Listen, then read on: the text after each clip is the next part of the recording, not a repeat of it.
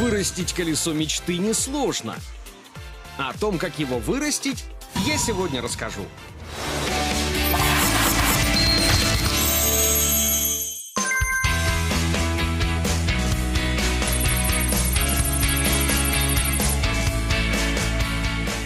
Любой путь к успеху — это невымощенная дорога, подобная шоссе или автостраде. Я считаю, что путь успешного человека похож на пустынную дорогу в бескрайней долине. И по дороге могут попадаться камни, глубокие овраги. На пути к успеху всегда встречаются различные трудности и препятствия. Тогда кто же добивается успеха, а кто терпит неудачу? Неудачник — это тот, кто говорит, что не смог преодолеть препятствие, потому что оно слишком велико. Тогда как же люди успешны? Те, чье колесо мечты намного больше препятствий, даже если они и встречаются. И тогда любое препятствие можно просто преодолеть. Если колесо большое, можно проехать через любую канаву.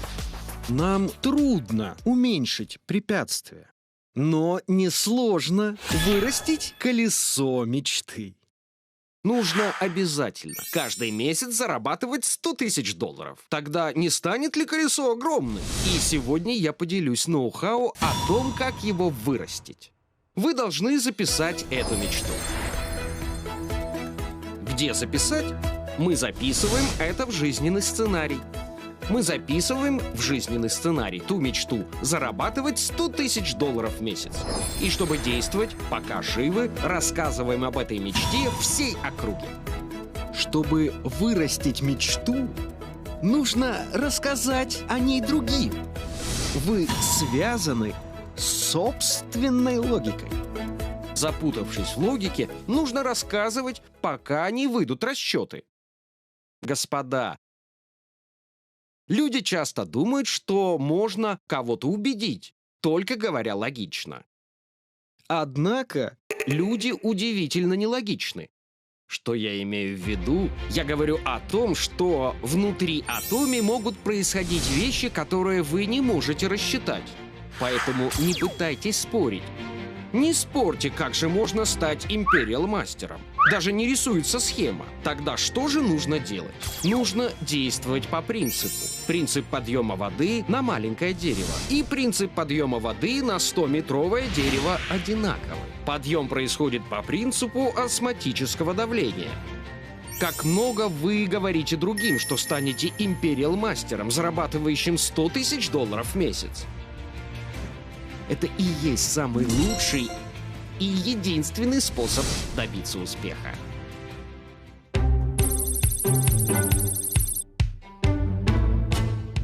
Какой человек наименее умный в сетевом маркетинге? Тот, кто занимается искусственными покупками. До сих пор за 60-70 лет истории сетевого маркетинга не было ни одного человека, добившегося успеха через искусственные закупки. Поэтому компания, занимающаяся искусственными закупками, на 100% прогорит.